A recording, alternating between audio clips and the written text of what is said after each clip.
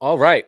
Happy Sunday to everyone out there. We are live for another edition of Artist Spotlight, starring me, your man Sam Ant, CEO of Viral Hip Hop News. And we got a dope show for you this evening as we await people to come in, as you come in live, as you catch it on the back end. You know how we do on all of our lives. Make sure you drop your area codes. Let me know where you're watching. Let me know where you're listening from. I'm always very appreciative of knowing where you guys are listening, knowing you guys are watching. It's definitely humbling to know that. And you guys always show up and show out when you do so. And I definitely appreciate it. So before we get to the proceeding this evening, you know how we do. Going to have to get a word from our sponsor real quick. And this one is a special one. And you'll see why in a little bit. Let's go.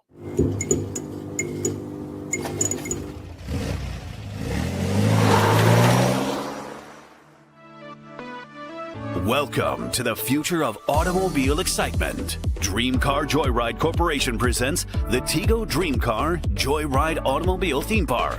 Located in the heart of Orlando's theme park corridor, Dream Car Joyride fills a unique gap in the Central Florida amusement market.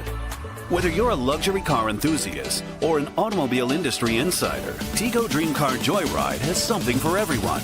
Experience the thrill of driving high-end, luxury, and sports cars on our exclusive 3-mile controlled driving courses. At Tigo, we share your passion.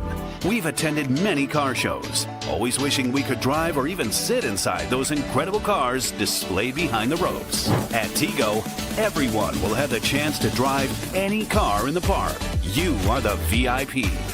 Dream Car Joyride Incorporated, where dreams and driving passion meet. Visit us and start your engine at the greatest auto show experience. For more information, visit dreamcarjoyride.com. See you there.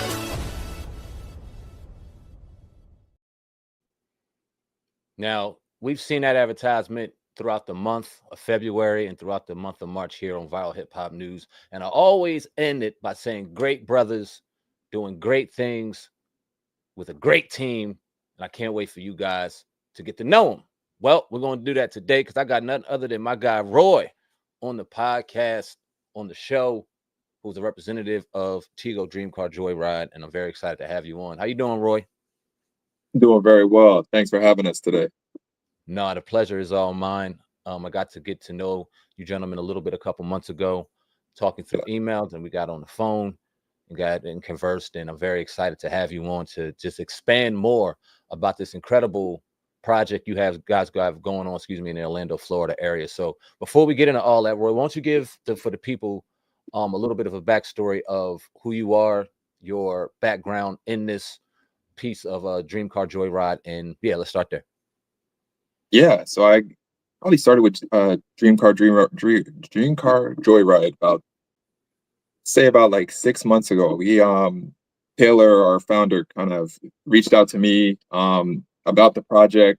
I was immediately just like blown away, like about the undertaking. The scope of the project was just huge in terms of creating a theme park in Orlando, surrounded by cars, pretty much based around cars, and really getting the opportunity to bring a SEMA-like car show feel to every day at the park, being able to test drive vehicles, being around all the cars that you always see on the road or street and never think you could either afford, or even some that you can afford and just wanted to try out before you had the opportunity to buy them. So just having that concept of being able to kind of test drive your favorite car before you were able to purchase it, without having that sales and dealership feel when you're going through it and doing it, was something that really appealed to me when we first started talking about it. Awesome. Now, do you have like a degree in business marketing? Like, do you have any expertise when it comes to this? What made Tyler? Yeah, I have an MBA awesome. in international business and investment management from Lynn University here in Boca Raton. I'm in the process of actually going after an accounting degree as well. So I'll have a double master's in that as well. So trying to be a CPA and probably one of the financial minds behind the project. Dope. And I'm glad we got context to that, because I asked, because walking into it, having the mind that you have in that business, you obviously know, okay, this is a good business to invest in. Okay, this is not so good of a business to invest in. And maybe not with money, so to speak, with your time, with your energy, with your name, you know what I mean, going alongside with Dream Car Joyride. So what was it about the project that appealed to you the most to say, you know what, not only is this a great idea, but this is an opportunity where we can really make some money from this? Yeah, I think it was the initial prospectus of the project.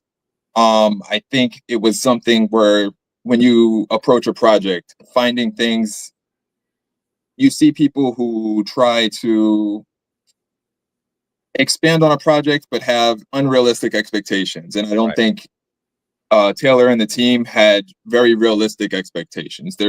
We're building it from a grassroots standpoint. We're not trying to go above our heads. We're not asking people for $300 million to fund the whole project. We're starting very slow. We're building our community. We're building that brand awareness and going after our first step, which is the entitlement. And so that's what our Kickstarter is all about: is getting our entitlement done, the paperwork that kind of allows the city to allow us to start building on the properties that we're looking to invest in. And I think that's our key. That's our first step before we can actually start scoping out the land, the properties that we need to be able to put this um, theme park together and putting it on actual land. Is really getting the entitlement, that initial process, to get the I's dotted and T's crossed to make sure that we have the permission to be able to do so. So that's pretty much what this Kickstarter campaign is all about. Nice. Now, we watching the commercial and seeing the vision, we kind of got a good idea what the end result is going to look like. But what are the steps getting to that end result? I know you were talking just now about getting proper permission from lands and different things like that. But how many steps actually does it take to get from A to Z when it comes to a project like this? There's definitely many steps. I think the entitlement, as I spoke about, is our number one objective and our number one goal. Yeah. We've approached many investors and who think the idea is awesome and would like to invest, but I think their main drawback is if we can't get an entitlement and the city is not on board with our project and the paperwork that is needed to go through the city to get the permits that allow us to actually build the project don't come to fruition, we are not able to start. And then did where we stand. So I think that's our main focus and our main first step before we can do anything. We have a lot of venture capital and investors that are interested in the project once that entitlement is done. And then once that kind of comes into play, obviously trying to keep ownership of our property and the intellectual properties that we're trying to keep in that process. But making sure that once that entitlement is done would be then interviewing with investors, saying we have the paperwork, we're ready to go. How much would you be willing to give? And then that negotiation kind of starts in equity and how much you're willing to give for how much we're willing to kind of give up in equity. And that's kind of a little song and dance that's going to probably take a lot of time as well. But once that is kind of situated, we can start breaking ground and really starting to push the tickets and the vehicles that will be in it, partnerships with different dealers and automobile brands to be able to hold in the park. Nice. So I was going to ask you, like, what steps would you have to take to kind of ensure that the entitlement would go through? Or is it kind of more along the lines of a negotiation thing as far as equity and various things like that? Or is it like coding land? It's more of paperwork. Okay. Paperwork for the most part. So there's a lot of paperwork, lawyers that are needed to kind of put a package together for the city. And then the city kind of looks over our application. It's one of those things where it's you have to do it right, because obviously the state's not giving back that money after we pay it out to kind of look over our application. So we want to make sure that everything is done properly and done the right way, so that we can kind of take that package, get it into them, answer any questions that they may have about the project. Especially with the city of Orlando, it's making sure that they're okay. They don't really have a fondness for actual tracks. So being able to kind of put a lot of those different fears or different questions that they may have to rest, and making sure they have a real understanding of what we're trying to create here with Team Tigo Dream Car Joyride. Nice. Now, Orlando obviously is one of the hottest family destinations in the world. I can only imagine the amount of traffic it gets annually. And when you were talking about me, some of the hesitation in Orlando, using a track, so to speak. What are some of the ideas, if you can share any, to kind of embrace not only the track aspect, but the like theme park aspect or family vacation site aspect that Orlando has and is famous to offer?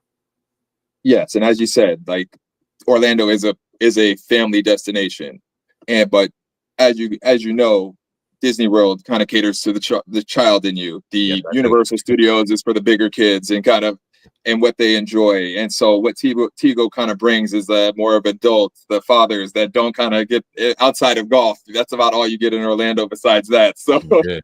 Good for it gives you a second option out there to kind of be able to kind of go to the test track and drive a couple cars that you may have seen. And I know my son especially is a big car guy, so being able to take him to go see cars and sit in them and enjoy them and walk around and check out all the cars that are on the property are going to be a huge draw when we open up. It's a great idea because I've probably been to Orlando probably 3 or 4 times now. And the first time I went with my wife, my 2 children, her Yeah. brother, his kids, our family friend, her mom. So it was about 9, 10 of us. And bro, we hit the park every single day. We hit Yes. every park in Orlando we hit. I was so burnt out by like the first half a day. I'm like, I just want to sit on the deck in this nice house that we rented and chill or do some Yeah. more type adult things. And the second or third time, I was like, y'all can save the ticket for me, save the money. I'm staying at the crib. Like I invested in this house. I'm chilling, enjoying the crib. Like that I'm over that. I Yes. love the area, but that's too much. So this idea Yeah. for, you know what I mean, especially catered towards fathers that don't really want to do that all the time, it still gives us something, the option to do. So I think it's a phenomenal idea. When you look at the overall experience of what Tigo Joyride has to offer, what are we talking about? Are we talking about you actually being able to drive vehicles? Is it going to be like a museum aspect where you can kind of see the history of cars? What type of experience are you looking to provide at Tigo Dream Car Joyride? It will be a little bit of everything. So you'll be able to kind of it will be kind of set up more like a car show. So you'll have all the cars kind of laid out for you to be able to kind of look at, sit down in some of them, and really get to see what they're going for price wise. You'll be able to, depending on the type of ticket and the packages that we provide, you'll be able to kind of take certain vehicles and certain classes of vehicles, depending on the project, be able to make sure you'll be able to test drive them. You'll be able to possibly even purchase and have them shipped to the home. So when you're here, you can actually purchase your vehicle and have it shipped back to the house to you if you find one that you love and you're ready to go with. Um, you'll have the gamut. You'll be able to kind of test drive them if you're a little gun shy and don't want to drive a V10, V12 vehicle. They have drivers that will be able to drive you around in them, and you'll be able to enjoy the experience of riding in one of the vehicles. So it's really going to have a little something for everybody to make sure that they are able to enjoy the cars that they see around in the park. Nice. Now, what would be like the hours of operation typically? What could you see like the hours of operation be Yeah, for that? the depending on obviously time of year and the um obviously days of the week, but we're probably looking at similar to normal park hours from like 8 to 8, um 8 to 8 during the week, and probably maybe stretch that out to probably 10 and 11 on the weekends, depending on what shows. We're hoping to attract more car shows that will be held, private car shows that will be held in car clubs, Smart. any of the popular driving shows that come around there where people are driving their vehicles throughout the state, and they have a place to kind of stop. And unfortunately within Orlando there's not many places to stop, so everybody's usually looking for a place, and we're hoping to be that home base for a lot of the car parades that happened on in the state. Nice. Now, one thing I've also noticed about Orlando is you never know when it's going to pour out there and pour Yeah. heavy. Not long, but for a nice amount of time, a nice 20-minute, Yes. 30-minute bath you might get. So what do you have to offer at Dream Car Joyride to kind of combat the weather in the event that it might get crazy on you while you're driving the cars? Is there anything that you guys kind of thought about or anything in line as of yet? Yeah, so we'll have indoor areas, we'll have communal areas where you'll be able to kind of actually buy food. You'll have gift shops, you'll have the um showrooms where you'll have probably brand centric showrooms. So you might have like a Toyota to a Ferrari to a Lamborghini to Ford, Chevy. They'll actually have their own spaces within the park, and those areas will be covered. Obviously, another big thing about Orlando is the heat, especially in the summertime. So Oh making yeah. sure that you're able to get you in and out of that heat is limit the amount of time that you're in that heat as much as possible.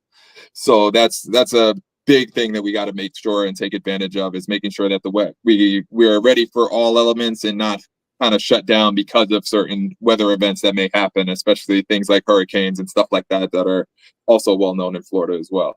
Try to tell you, these brothers was about their business and knew their stuff. I tried to tell you, I tried to throw a curveball at him with the rain. He was ready, like, oh yeah, I got you, pop, pop, pop. I love to hear that. That's dope. So how does the car selection and process go about? I mean, I know we're some ways away from that, but how would Yeah. you, once the cars are in place, like how do you go about getting the cars from manufacturers? Do you have to come out of pocket? Is there agreements that go into place? Are there sponsors?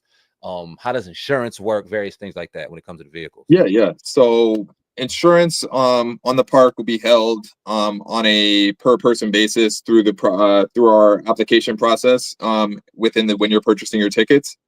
In terms of with the different brands and the cars that will be held, some of them will be invested in or part of our Tigo Dream Car Joyride collection that we'll keep on site, and then others will be as the popularity of our park grows, they'll be they'll see our model and see the difference that we're making from a dealership standpoint, and being able to show um, you give us a car and you'll be able to sell your own car. The car will sell itself. Yeah. Being able to be utilized and utilized on the test track, being utilized in some of our maybe off-road areas to be able to show what the vehicles can do, and the ability to be able to allow the car to sell themselves in our park. And so that's going to be the deals and the um, presentations that we'll be making to the car brands as we put this together. Nice. Now, we talked about a little earlier, Orlando being one of the hottest destinations, family in the world, and various things like that. How easy or difficult is it to implement something like this that you guys are trying to do, given the fact that you're in this vacation capital, so it's kind of known for having these various theme parks and various attractions. Even you got Gator World and all these other little things outside of Yeah. actual parks. How hard is it, or how difficult is it for Orlando, or is it difficult for Orlando to approve this type of thing? I don't think it's a matter of difficulty in terms of that. I think it's more the difficulty of just the sheer scope of the project. Like it's not a couple. You're not buying like $1 million plot of land and just throwing a small building on there. We're Right. putting together a very substantial Disney World size complex, and first finding the land in the Orlando area, and then also being able to kind of begin construction on a project of this scope is going to be one of those things that on paper, obviously the financials will go the way they go, but the the unknown unknowns, let's say, of the project, whether it's weather that slows us down or whatever that may come that we may not be able to foresee. I think that's going to be the most difficult part of the project, because you can kind of plan for anything and you're expecting anything to happen, but it's until that stuff actually comes to fruition and you see it, and we have to kind of pivot and make the changes that we need to make, or add the added manpower to kind of get the project on schedule, or get it ahead of schedule, or get it come back from behind schedule. And those types of drawbacks are things that we won't know until we actually get there. And so that's going to be the interesting part as this project goes forward. Dope. Now, we talked about the layout and the infrastructure itself. I want to talk about the foundation, which is the people Yeah. behind the project, and the people that push and build and create what we will eventually will pray to see in Tigo Dream Car Joyride. Talk about the camaraderie, talk about the vibe, talk about the team, and how important that is on a day-to-day basis when you try to get this thing from the ground up, because I'm sure there's a ton of minds, a ton of very brilliant people, a ton of ideas. I'm sure there's a lot that can go in that. So talk about the importance of having a good team, and how is the team at Tigo Dream Car Joyride? Team is awesome. We're a small team, but we pack a big punch. We're all spread out all over from Florida to Georgia, and so it's one of those things where we don't get to see each other every day. We're not working out of all in the same office. We have our own projects and stuff that we do in our free time. So we're taking literally just our free time to be able to bring this project together. And I think that's the main thing, is the sacrifices we put out every day to kind of come together and make sure we're planning and getting all these plans together in a cohesive, and making sure we're all on the same page. It brings a lot of, obviously, challenges, just being in a remote environment, but also being able to know that we show up every day to kind of make sure this stuff can come to fruition. And I think that's the biggest thing about us. We're all resilient. We're all talented in our given fields, and I think that's what kind of sets us apart. We allow each other to be great at what our strengths are. For sure. Now, I got an opportunity to speak to Taylor, obviously, at length. Yeah. Another gentleman. Now I have the opportunity and the pleasure to speak to you, and I'm talking to three brothers, and it's beautiful to see. And I don't know if the entire team is Yes. of our, and that's incredible. Yes. That's incredible. Go ahead. Do you want to say something? I have a question, but if you had something to expound on, please. Oh, no. Yeah. We're coming together with people that look like us, and it's a project that of all the people that look like us. And I think that's one of the coolest parts about being a part of this project. Is it's not a lot of outside. It's very pure. It's organic, and we all have the same goal. And I think that's the key to it. We understand the challenges that are going to come with our team, and how we may be seen going into a project like this, but being able to show that we have all our numbers, we have all our papers, our I's dotted, T's crossed, that what we're coming into, and being able to kind of present the way we are able to present is definitely turning a lot of heads. It's incredible, and it's inspiring to watch. And I think sometimes when we put the moniker Black-owned business, or throw that right out in the forefront, we kind of, and this is my opinion, we handicap ourselves, because 100%. sometimes people get turned off by that. Sometimes, whatever the case may be, I think you eliminate a big part of somebody that's going to give you a substantial amount of revenue if you kind of do that, or you handicap yourself into thinking just because this is Black-owned, this isn't to the level of other businesses. No, this is just a business, and it happens to be owned by incredible Black people. And I feel like you guys wear that. Like I don't, like I said, we haven't talked about it or anything, but I got a sense that you guys this isn't a Black-owned business. This is a multi-billion-dollar business that happens to be owned by some incredible Black people. So, but walking into that, right? Because obviously, like you said, we know you see it. You know what I mean? You have a group of Black people walk in, you automatically demand a level of power, and sometimes that's intimidating to people. But do you guys kind of have a sense of pride in knowing that we're going to do this as Black individuals in America, about to make this pop? Is there a sense of pride that comes in that, even though it may be not at the forefront of your conversation? Is there a sense of pride that comes from that? Yes. I mean, it's a privilege to be able to work with a team of people that look like you. And it's coming into knowing when we walk into a room, how we may be perceived. And it's knowing that we've put in the work on the back end, so that when we come into any meetings that we do, any of the meetings that we do come into, we know that we're coming in correct, and coming in as a business, not so much a minority-owned business, not a Black-owned business. We are a business, and making sure that we demand that respect of being a business and being about our business going into any meetings that we come into.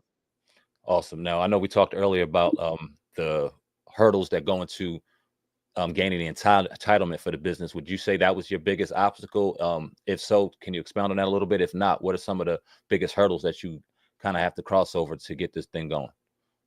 I mean, I think our biggest is building the community. I feel like we're still very unknown in our space. So it's being able to kind of reach out to any car enthusiast and car fans out there, and really getting our name out there as much as possible. So whether it is through our Kickstarter campaign, or if it's through a giveaway that we're having planning for towards the beginning of the summer. just really getting our name out there is probably, outside of this entitlement, is probably our next most important goal as of right now. We're a couple years out from actually breaking ground and doing what we want to do, but we know we're laying the groundwork now and really making a push to kind of get this get our name out around the country, because it's not just about Orlando, Florida. It's about reaching out to people in California, New York, Washington, down to Texas. So it's really making sure that no matter what part of the country you know, you're going to know Dream Car Joyride. Now, obviously, you were gracious enough, your team was gracious enough to reach out to me for advertisement to kind of get the word out about Tigo Dream Car Joyride. And I'm honored, I'm flattered, and I'm humbled that your team felt, you know what I mean, that my platform was important enough to go ahead and share and get the word out, which is dope. What other steps or what other methods do you guys use as far as marketing do you use to get We're the word out? Yeah. So we're on YouTube, we're Instagram, Facebook. We're utilizing all our social media assets to be able to kind of reach out and touch the people in any way that they kind of access information. So through that, our website, will be popping up to car shows throughout this year and going forward. So you're going to start seeing a lot more Dream Car Joyride shirts, hoodies, and things like that of that nature, out at your local car shows, hopefully pretty soon here. So yeah, you're going to start seeing our name a lot more as we get into the process of this entitlement, and as we start to kind of break ground on our project's construction. Awesome. I got a few more questions. I'm not going to hold you much longer. Roy There you go. from Tigo Car Joyride on the show today. Definitely appreciate them. If you want more information about Dream Car Joyride, the link for that is in the description box right now. Please click and learn more about how you can donate, about the project, and more after this video. Definitely appreciate it. What I wanted to ask you, and as I was running my mouth, I forgot my damn question. Let me think about it real quick. What was I going to say to you as far as the project was concerned? Well, you know what? I'll ask you this. What is some of the, because you have a couple years until, like you said, you break ground. There's process and steps that come to this. So how do you wake up and get motivated every day to come knock out process day one, process day two, day by day, just knocking out your steps? How is that process like, kind of just knocking out every day in effort of getting to that breaking ground one day in a few years?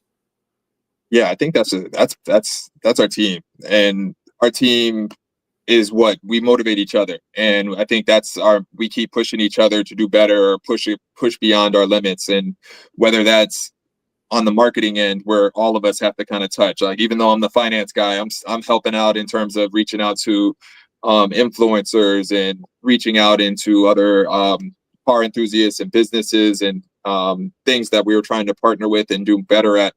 We kind of motivate ourselves in terms of motivate each other in terms of, because there's some days like we got a lot going on in our personal lives, so being able to kind of be there for each other as a team and really grow, kind of lift each other up when we're having a rough day is kind of how we do that. And then that's why I love and enjoy working with our team, with Marquita, H, Johnny, and Taylor. Like, that's our crew, and that's how we kind of stay locked into what the goal is and what we're trying to accomplish in the long run. Now, I know you guys, you say you don't physically get together every day. What do you, remote Zoom conference and stuff like that, pretty much? Yeah, conference calls via phone, Zoom when we can get there. It's any way, and any and every way we can kind of we got group chats. Like, we're constantly in communication in one form or another. So it's really really cool, because it's just a community. We're all car enthusiasts, so being able to kind of show each other cars that we're looking at, or whether it's different projects we're looking at, we kind of stay in communication at all times. Nice. That's awesome. What is your favorite part about being a part of this team, and what are you looking forward to most about once it's open? It's open. People are in there doing their thing. What do you see your favorite part being about the throw part? I mean, I think it's going to be the patrons, like just seeing what their eyes kind of when they are walking through the gates, and being able to see, like, literally a car car amusement park, like going in there and seeing that Ferrari, that Lamborghini, that G-Wagon, all the cars that they want to kind of and have access to freely, to be able to kind of just go sit in them, look at them, being able to set them up for a test drive. Those are going to be the fun things, especially kids. I mean, I know I was, as a little kid, being able to go to a car dealership and look at some of those cars and be like, oh man, I'm ready to drive one of those things. Sure. So being able to kind of have that excitement and really be able to relive some of that excitement through the eyes of our patrons is going to be a lot of fun. As I was sitting here thinking, as you're talking, I'm like, wow, they would have to employ a ton of people. You'd have to have greeters, people at vending stations. I mean, car detailers and things like that, cleaning out the cars and stuff. And that's an incredible boost to the economy out there as well. Did Yes. that came into play in the mind, and how much of an influence is that as far as getting the entitlement and getting things rolling? Yeah. So I mean, the amount of jobs we're gonna create for this project, we're upwards of a couple thousand employees. So we're going to be putting a stamp on our on the economy in Orlando, and really be able to kind of say that we brought jobs, we boosted the economy in a way that, on a scale of not many other organizations in the state can say. And that's, I think, one thing that's going to be it's an honor, and it's going to be a big responsibility, and I think that's something that we don't take lightly, and I think something that Taylor has really pressed and made sure that we kind of made sure that we know who we're taking care of, how we're going to be taking care of them, and making sure that they have that they're not only a part of they're making sure that they are part of the family of Dream Car Joyride. Nice. Now, I know we were talking about the father aspect of like the motivation and wanting to go, but what's your target audience? Because that would be interesting too. Obviously, Disney World brings a variety amount of families. Disney is kids. They have some bigger kid stuff, nothing toward adult. Well, would this be catered more toward adult, or would it, like, what would be a target audience, age range? I mean, I think our target audience is the car enthusiast, and I think that's you can be 5 years old and be a car enthusiast, and you can be 65 and be a car enthusiast. So I think it's really just the car enthusiast, and really focusing on them, not so much an age demographic or anything like that. It's really just, if you love cars, you're going to love our park, and I think that's going to be the thing that kind of drives the growth of the theme park and the success of it. Man, it's incredible. I love the idea. When I first got the email, I was like, what in the world is this? Like, I didn't even know what I was looking at. And then once I seen the commercial and got a little bit of a vibe and idea, I said, this is an incredible idea. And now speaking to you for the last half hour and getting a little bit more of an understanding and how the vision is to see it work and the things that go behind it, man, I'm rooting for y'all. I can't wait to see it come to fruition. And I hope I got a ticket or two when y'all do get this thing popping, man. Definitely appreciate you. We definitely got you. Yeah, and appreciate you, Sam. I appreciate you guys for sure. Before we get out of here, Roy, is there anything else that we need to know about the business? Is there anything else that we can do to help assist? Let the people know how they can donate. Let's get into all of that stuff right now.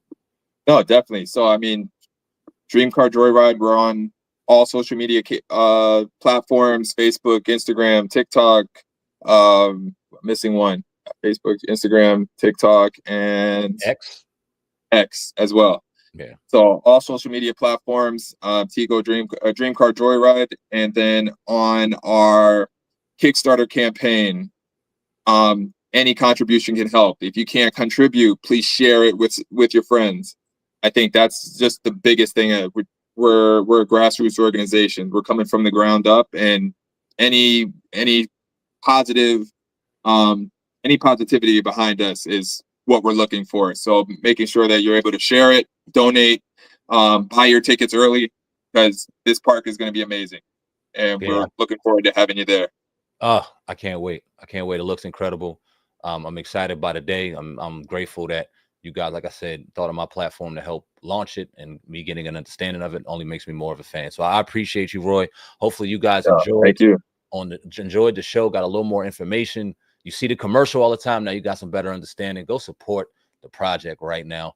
Roy, if we don't got nothing else, man, I appreciate you. Stay in the lobby for me real quick. I'm about to go ahead and close off, but I want to talk to you for a second if you don't mind. Yeah, sounds good, Sam. Awesome. Thank you. No problem. Another dope episode of Artist Spotlight is in the books. That was an incredible interview. It's probably one of my favorite. I got so much information from that and understanding. Looking at the commercial, the minute so commercial, and being excited about what can be, and knowing and understanding the steps that are going and getting put into for it to be created is motivating, and it's exceptional. I hope you guys enjoyed the interview. Go to the description box right now, click the link, get more understanding about the Kickstarter program, about the business itself, and how you can contribute. And hopefully it motivated you as well. Listen, if you're an artist, if you are an entrepreneur, if you're a comedian, if you have something that you want to share here on the platform of Viral Hip Hop News, email me, dlsmediainc1@gmail.com. Again, that is dlsmediainc1@gmail.com. Let's talk. I want to hear your story. And so do the people. Until next time, Sam and CEO of the brand Viral Hip Hop News. I love each and every one of y'all. Love yourselves. I'm out of here, man. Deuces.